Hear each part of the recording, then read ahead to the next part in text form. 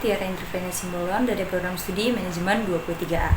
Kali ini saya akan membahas materi tentang fungsi konsumsi dan tabungan. Disimak ya. Yang pertama, kita akan masuk ke dalam pengertian fungsi konsumsi dan tabungan. Pada dasarnya, fungsi konsumsi dan tabungan sangat berkaitan erat dengan penghasilan. Konsumsi sendiri bisa diartikan dengan kegiatan untuk pemenuhan kebutuhan dalam rumah tangga.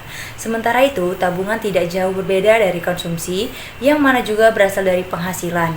Perbedaan dari keduanya yaitu jika konsumsi adalah penghasilan yang dikeluarkan, sementara tabungan adalah penghasilan yang disimpan. Ada beberapa faktor yang dapat mempengaruhi fungsi konsumsi dan tabungan, seperti ekonomi, kekayaan, penghasilan, suku bunga, kemampuan hemat, dan dana pensiun. Tinggi rendahnya penghasilan seseorang memang menjadi faktor terpenting dalam fungsi konsumsi dan tabungan. Lalu, fungsi konsumsi. Fungsi konsumsi adalah hubungan jumlah konsumsi dan penghasilan, dan fungsi tabungan adalah hubungan jumlah tabungan dengan penghasilan. Maka, rumus dari fungsi konsumsi dan tabungan dapat ditulis Y sama dengan C plus S, di mana Y disebut sebagai pendapatan, C disebut sebagai konsumsi, dan S disebut sebagai tabungan.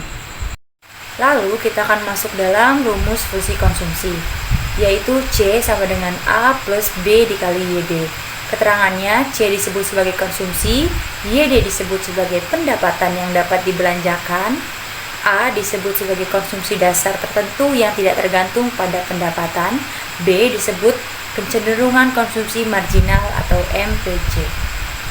Dan rumus fungsi tabungan yaitu Y sama dengan C plus SY sama dengan A plus B kali YD plus SS sama dengan Y dikurang A plus B YD dikali S sama dengan min A plus 1 dikurang B dikali YD.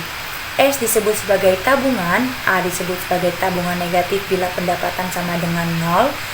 1 dikurang B disebut sebagai kecenderungan menabung marginal atau MPS. YD disebut sebagai pendapatan yang dapat dibelanjakan. Dan kita akan masuk ke contoh soal. Saya akan bacakan. Jika fungsi konsumsi ditunjukkan oleh persamaan C sama dengan 15 plus 0,75 YD, pendapatan yang dapat dibelanjakan adalah sebesar 30 miliar. Pertanyaannya, 1. Berapa nilai konsumsi agregat? 2. Berapa besar keseimbangan pendapatan nasional? Penyelesaiannya, 1. Jika YD sama dengan 30 miliar, maka C sama dengan 15 ditambah 0,75 dikali 30. Jawabannya adalah C sama dengan 37,5 miliar. 2. YD sama dengan C plus S atau S sama dengan YD dikurang C. S sama dengan YD dikurang 15 ditambah 0,75 YD. S sama dengan 0,25 YD dikurang 15.